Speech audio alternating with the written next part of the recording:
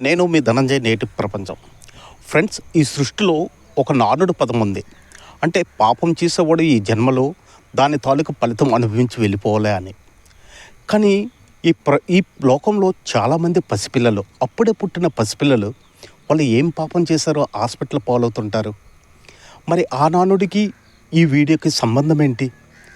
పాపం చేసిన వాడు ప్రతి ఒక్కడు కూడా శిక్ష అనుభవించి ఈ లోకం నుంచి వెళ్ళాలని ఒక నానుడు ఉంది. మరి అప్పుడే పుట్టిన పసిపిల్లలు ఏం పాపం చేశారు? వాళ్ళు ఏమైనా పాపం చేశారా? మరి ఎందుకు హాస్పిటల్లో ప్రాణాల కోసం కొట్టుమిట్లాడుతుంటారు? చూడండి ఈ వీడియో. జన్మలో చేసిన పాపపుణ్యాలు ఈ జన్మలో అనుభవించాలంటారు కొందరు. మరికొందరు ఈ జన్మలో చేసిన పాపాలు ఈ జన్మలోనే అనుభవించాలంటారు మరికొందరు. మరి ఏది నిజం? మరి వీళ్ళు చేసిన పాపం ఈ జన్మదా లేక పూర్వజన్మదా? ఈ భూమి మీదకు వచ్చిన ప్రతి ఒక్కరూ తన పాత్రకి న్యాయం చేసి తిరిగి వెళ్ళిపోవాలి. ఆ బ్రహ్మకు తెలుసు ఎటువంటి వాడికి ఎలాంటి పాత్ర ఇవ్వాలా అని.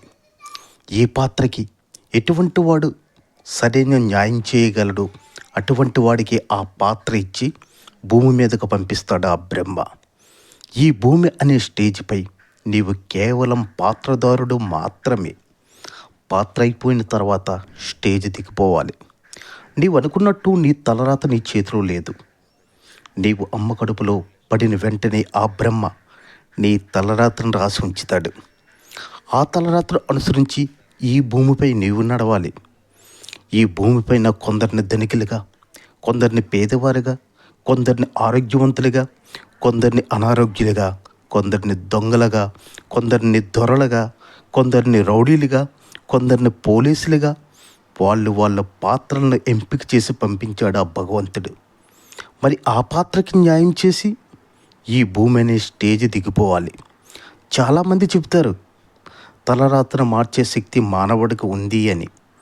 కానీ అది అసంభవం. మనిషి కేవలం పాత్రదారుడు మాత్రమే. దర్శకుడు పైవాడు. ఆయన ఆడించే ఆటలో మనం కేవలం ఒక క్రీడాకారుడిమే. నీ పాత్ర ఈ భూమిపై ఎన్ని రోజులు ఉండాలో అనేది నిర్ణయించేది కూడా ఆ పైవాడే. నీ మరణం ఏ విధంగా చివరికి ఉండాలని రూపకల్పన చేసేది కూడా ఆ పైవాడే. మనం అనుకుంటాం పాపం చేసినవాడు చావు చాలా దీనస్థితిలో ఉంటుందని, పుణ్యం చేసినవాడు చావు పుణ్యఫలంగా ఉంటుందని అనుకుంటాం. మరి ఈ లోకంలో పాపం చేయనివాడు ఎవడు? మరి పుణ్యాత్ముడు ఎవడు, పాపాత్ముడు ఎవడు? ఈ లోకంలో పాపం చేయని వాడంటూ ఎవడూ లేడు. భార్యలను మోసం చేసే భర్తలు, భర్తలను చంపే భార్యలు, పిల్లలను గొంతుకోసే తల్లిదండ్రులను అనాథ చేసే పిల్లలు, డబ్బులపై వ్యామోహంలో తినే ఆహార పదార్థాలను నకిలీగా తయారు చేసి అమ్మే వ్యాపారస్తులు, ప్రాణాలను కాపాడండి బాబు అంటూ ఆసుపత్రి మెట్లెక్కితే పైసాయే పరమాత్మ అంటున్న డాక్టర్సు. ఒకటేంటి, ప్రతి ఒక్కరూ స్వార్థం, మోసం. దీని పాపమంటారా లేక పుణ్యమంటారా? బలహీనుడు శ్రమను బలవంతుడు లాక్కుంటే, దిక్కుతోచన స్థితిలో న్యాయస్థానాన్ని ఆశ్రయిస్తే, సాక్ష్యాధారాలను సైతం తారుమారు చేసి బలవంతుడికి న్యాయం చేసే ఈ న్యాయవాదులను పుణ్యాత్ములంటారా లేక పాపాత్ములంటారా? మరి వీళ్ళు చేసిన పాపాలకు కర్మ ఈ జన్మదే అయితే కర్మ ఈ జన్మయందు అనుభవించాలి కదా. మరి ఎందుకు అనుభవించడం లేదు? మరి ఏ పాపం చేయని వాడు కర్మను ఎందుకు అనుభవిస్తున్నాడు? దానిని పూర్వజన్మ పాపపుణ్యాలు అంటారు.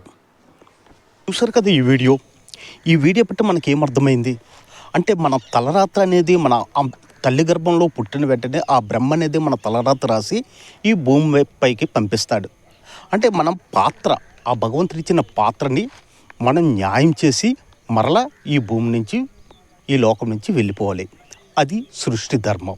చూస్తూనే ఉండండి మా నేటి ప్రపంచం. ఇట్లు మీ Dhananjay. Please subscribe my channel.